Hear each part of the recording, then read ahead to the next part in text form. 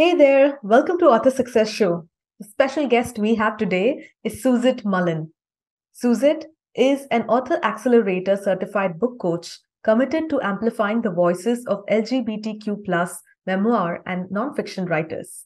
Her favorite part of coaching is helping writers find the deeper story inside their experiences, and she also finds great joy in fostering writing communities, which is why she's created Write Yourself Out, a community exclusively for LGBTQ writers. Graveyard of Safe Choices, her memoir about coming out later in life, will be published by the University of Wisconsin Press in winter 2024. A founding board member of the Lancaster LGBTQ Coalition, she is the proud mom of two adult sons and lives in Lancaster with her wife and their 9-pound rescue pup. Hey, Suzette. Welcome to Author Success Show. Thanks for having me. I'm excited about getting to chat today. It's a pleasure, Suzette.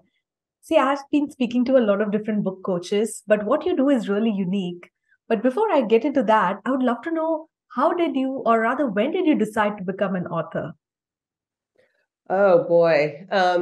Well, I think like many people, I've wanted to write a book for a long time, and there were many different times along the way when I was quite a bit younger, when I was in my 30s and 40s, that I tried to get started on that and took workshops and went to classes and had lots of outlines and lots of notes, but I wasn't able to gain a lot of traction on it. So I have a lot of drawers of many pages of notes, but it was in my early 50s when my kids went off to college and my nest was empty that I made the decision to kind of put a stake in the ground, and that I was going to finally take action on my dream of being a writer. And that's really when this whole journey got started.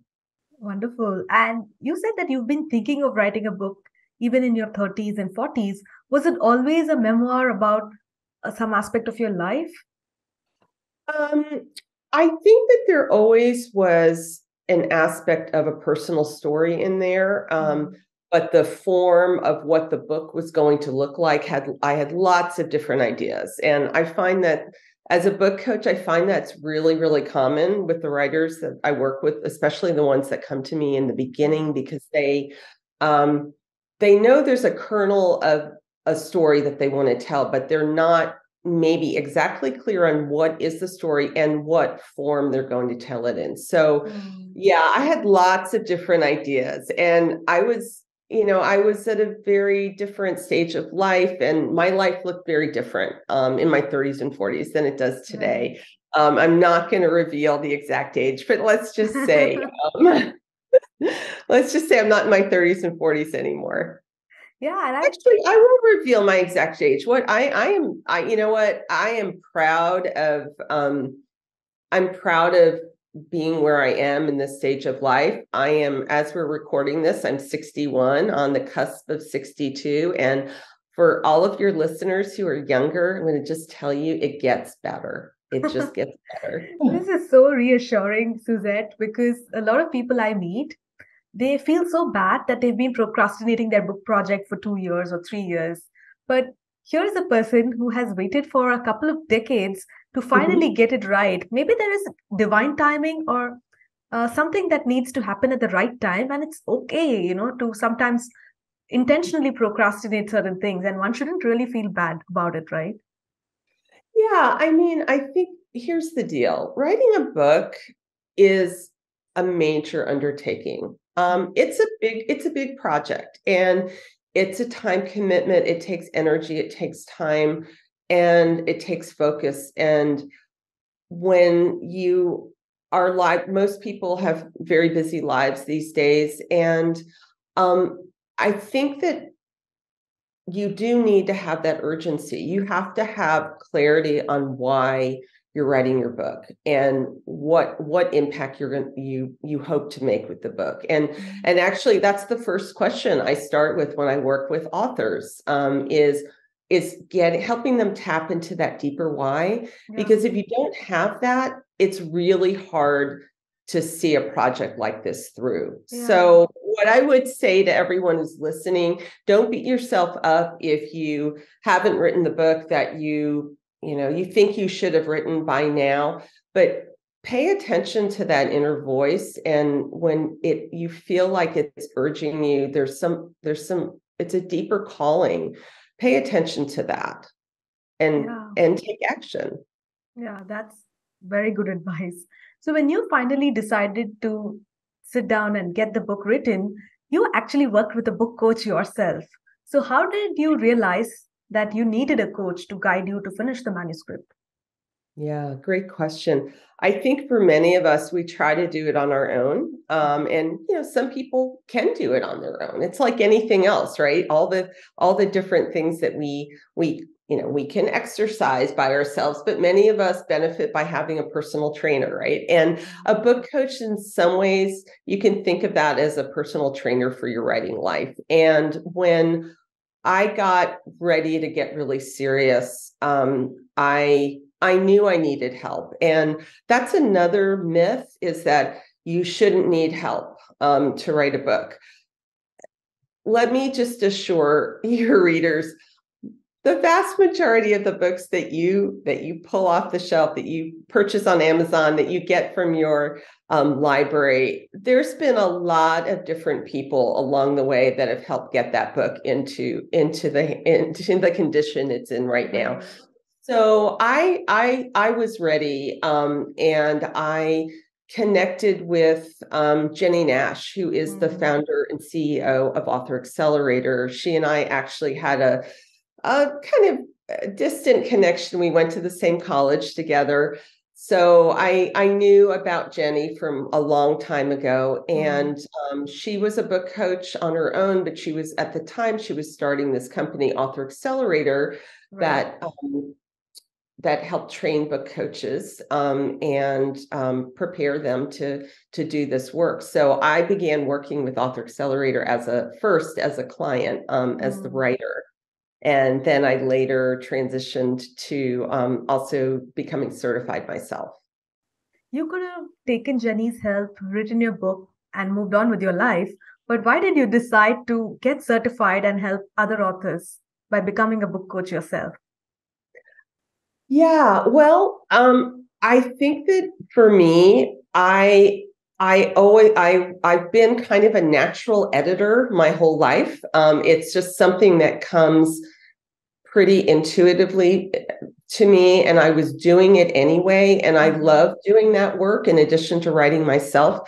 And being a book coach is more than being an editor, but I did have that initial desire and kind of, I think, a gift of being an intuitive editor. And so I just loved doing it. And I was kind of doing it on my own already as a freelancer, not really seriously running a business, though. And I decided it was time to get serious. And there was no really better person than Jenny Nash and Author Accelerator to get some really rigorous training. And I have to tell you, for anyone out there who is thinking about maybe becoming a book coach, initially I was like, I know everything. I don't know if I really need to get certified and spend this money and get the training. And let's just say I didn't know what I didn't know. And there was so much to learn. And it's absolutely one of the best professional decisions I've ever made. Yeah, that's wonderful. Because sometimes, as you rightly said, we may have the experience and the skill, but there could be that knowledge that's missing. And by getting yourself certified, you also learn a tried and tested process, and you could then customize it later to suit you. But just having that structure really helps when you want to set up your own practice. Yeah, absolutely. And that's what's really beautiful about the training and certification program, because it does give you that framework. And then each book coach has a different particular type of writer they like to work with. And you take what you've learned and you make it your own. and you continue to be supported by a pretty amazing community. So I feel very fortunate, because a lot of us who are working as solopreneurs, I mean, it can be kind of lonely, and it's really nice to have the support of a community. So true. So with the kind of experience and the knowledge you have, Suzette, you could pretty much help any kind of writer. But I'm really glad that you have chosen your specialization. You particularly like helping LGBTQ plus people to share their stories. And the kind of books that you like to work with are memoirs and nonfiction books, right? So how did you niche down on this?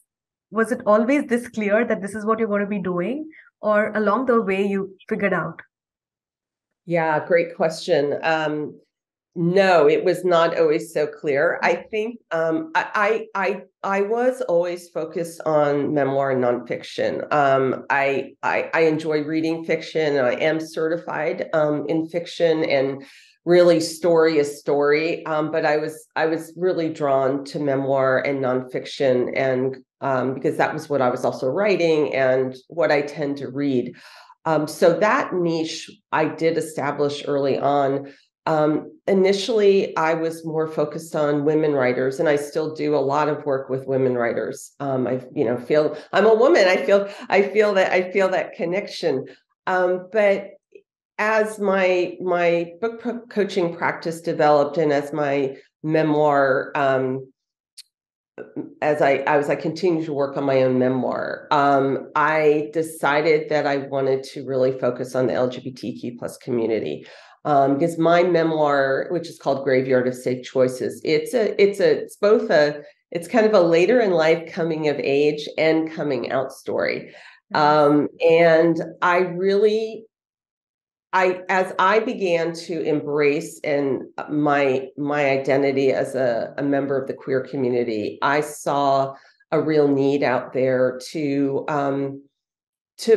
work with queer writers. I mean, it was not only a need, but it was a desire, a real passion to get more of those stories out into the world. And as far as I could tell, there wasn't another book coach that was really specializing in this area. And I just could see the need for queer writers to have a safe space with someone who could understand their experience. And so, yeah, I guess it's been, I've lost track of time. I don't know about you during these times that we're living in, but about a year and a half ago, I made the decision to go all in with working with queer writers. I had been working with some, but to really kind of, again, put that stake in the ground and say, this is what I'm going to do. And it's a little, in the beginning, I think for entrepreneurs, it's scary to niche down. But I'm really enjoying that work. And I also, I do still work with straight writers. It's not that I'm like, no, I won't work with you. It's just that this is where my focus is. You're now. just putting the message out there so that you can attract more of the writers that you enjoy working with. Exactly. Yes. Beautiful. So, Suzette, even at Happy Self-Publishing, we mostly publish nonfiction books. So from the experience of talking to a lot of writers, I've noticed that when it comes to writing a business book or a self-help book, people kind of, get it done in a few months because it's pretty straightforward. But memoir writers usually write it for years. So what do you think are the challenges of writing a memoir versus some other form of like a how-to kind of a book?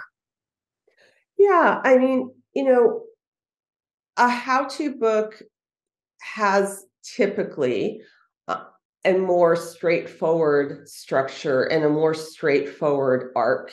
You're writing for a particular audience. Your audience has a problem, and you're providing a solution. And so you're taking your reader on that journey. It's a transformation journey. With memoir, yes, we've got a narrative arc, but it's the arc of the writer's, the author's story. And we our lives, we understand, or we know the things that have happened to us in our life. The particular experience we want to write about. I mean, those are facts, unlike a novelist who's making up a story. Well, we've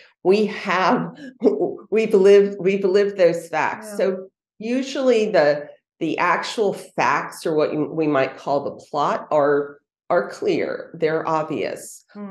But what isn't clear, and what can take a lot of time, is really the meaning underneath those facts, the plot, the deeper significance, and that's tapping into the universal.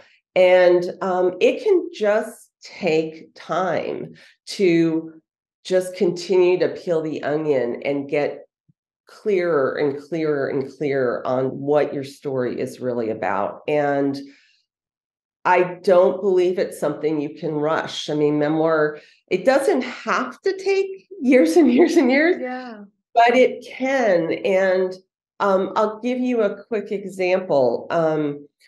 When I thought my book was ready, and this would have been the winter of 2021, I had gone through multiple drafts. I was ready to query my book with agents and whatever. And I began the query process, and I didn't get anywhere.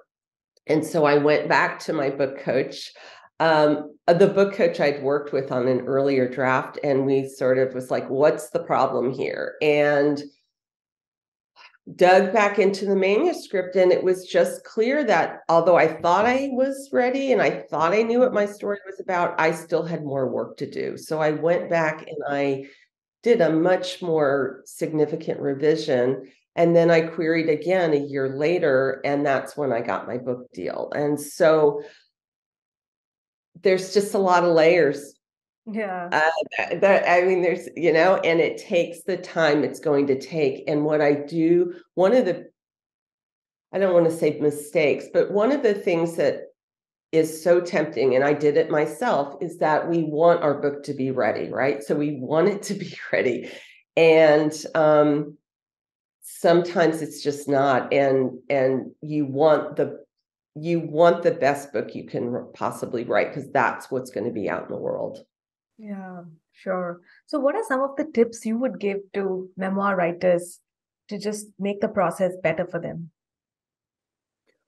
Well, I mean, of course, I'm a little prejudiced because I'm a book coach, but what I would say in general is don't go it alone. As we mentioned earlier in our conversation, books are not written in isolation. I mean, yes, the writer is the one who ultimately, as I say, has to put their butt in the chair, has to type the words, has to do the work.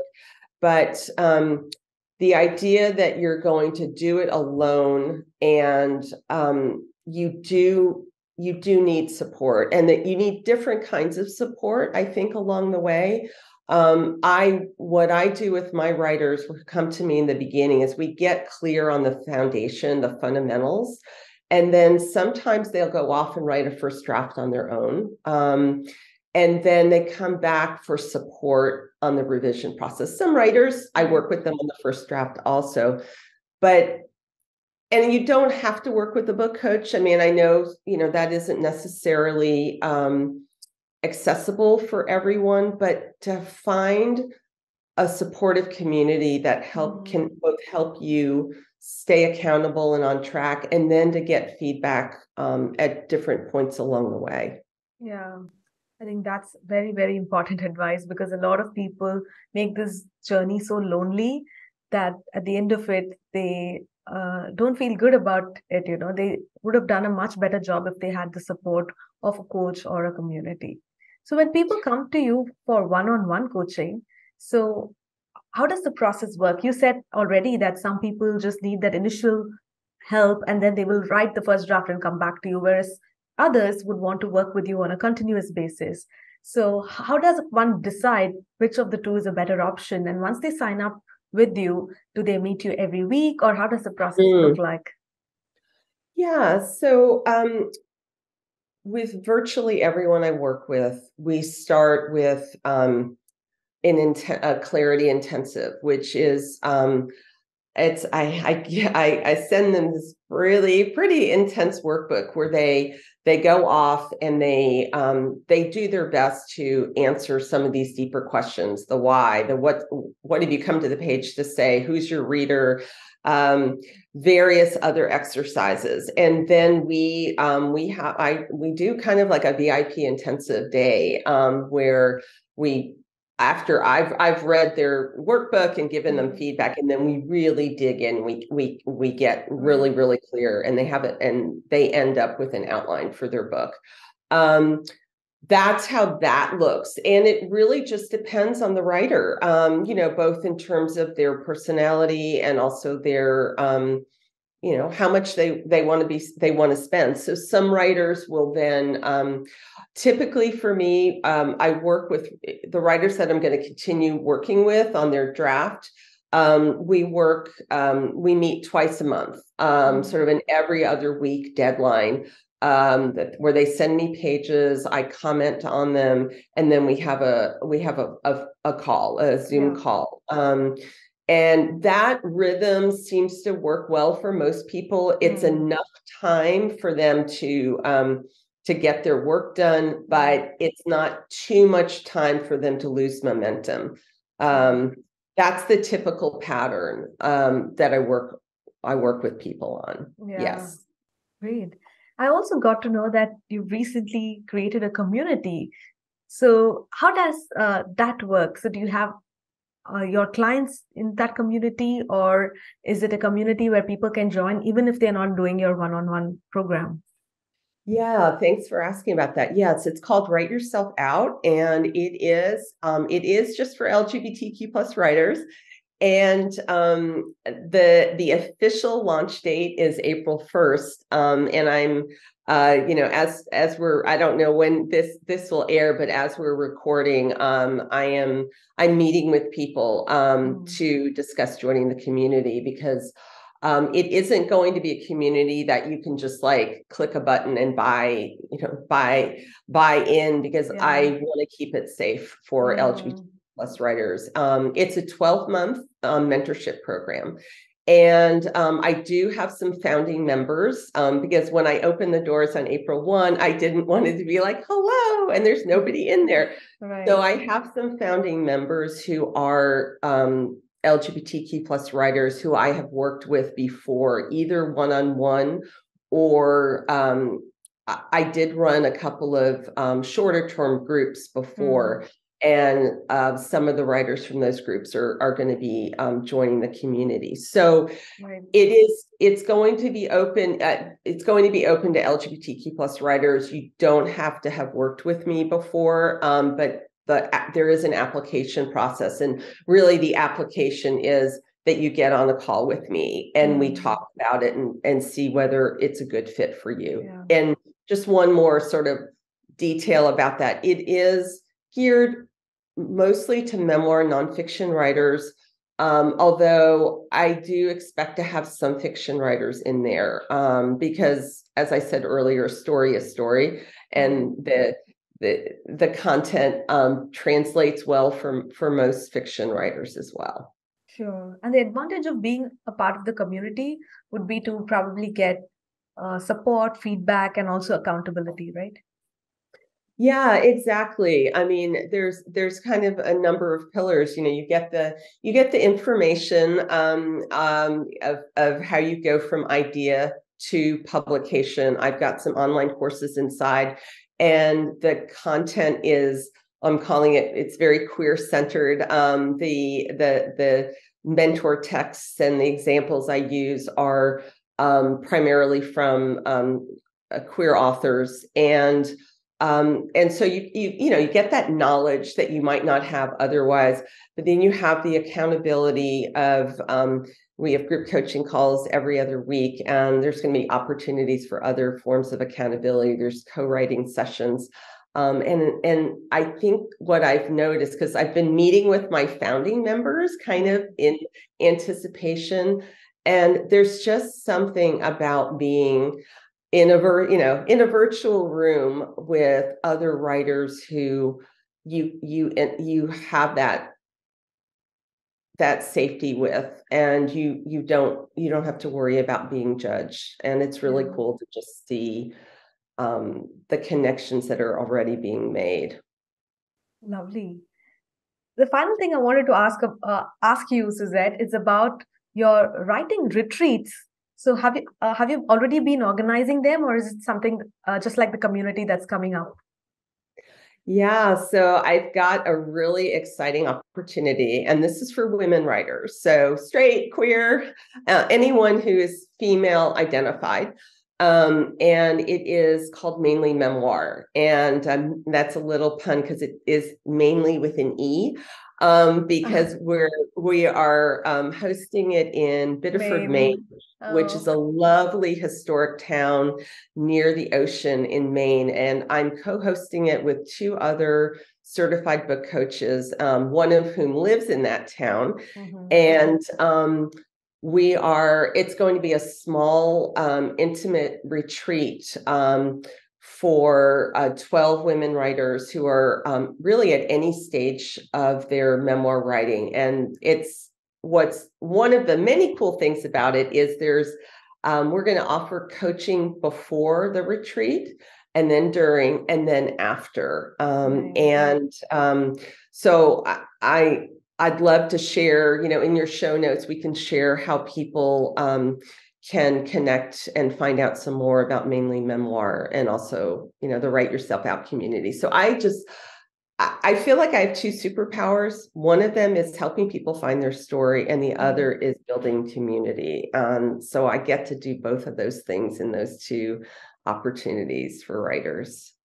This is so amazing, Suzette. What's inspiring me is you started out as a book coach, but now that you've identified your target client so well, you're constantly innovating and looking at different ways to serve the community, that you're able to create so many different avenues, right, of how they can work with you. This is really very nice. Thank you. I think I'm learning. I mean, it's taken me a while. You just keep leaning into the next thing. And it's very exciting. This is why I said to your younger listeners, it just gets better. It just gets better. Yeah, absolutely. And I'm also glad that finally, post-pandemic, people are able to have the opportunity to be in real life retreats where they can meet people in person and not I just in know, Zoom calls. I know. So exciting. It's so exciting. In fact, the Author Accelerator book coaches have an annual retreat where we get together, and we've had two in person. And it was so amazing because we all feel like we know each other so well, but we've never met in person. And it was just the greatest thing ever. So Zoom is great. And I love the flexibility it offers, that we can work with people. We're on other sides of the world right now, and we can do that. And it's, when you have an online business, that's, fantastic. But there is something pretty amazing about having a community that you can actually meet with in person as well. Yeah, absolutely. So tell me, Suzette, where can people find out more about you if they want to reach out to you and work with you? Yeah, really the easiest way would be to just go to my website, yourstoryfinder.com, and I've got all the information there. And if you want to follow me on social media, I'm most present on Instagram, and it's Your Story Finder. It's You Are Story Finder. We'll put that in the show notes because somebody else took Your Story Finder, so I had to go with Your Story Finder. But I'm active on Instagram, and then my website. Those are the two best places to find. I've got all the things on both of those. Perfect. We'll have all the links in the show notes. Thank you so much once again, Suzette, for coming on Author Success Show. Thank you so much for having me.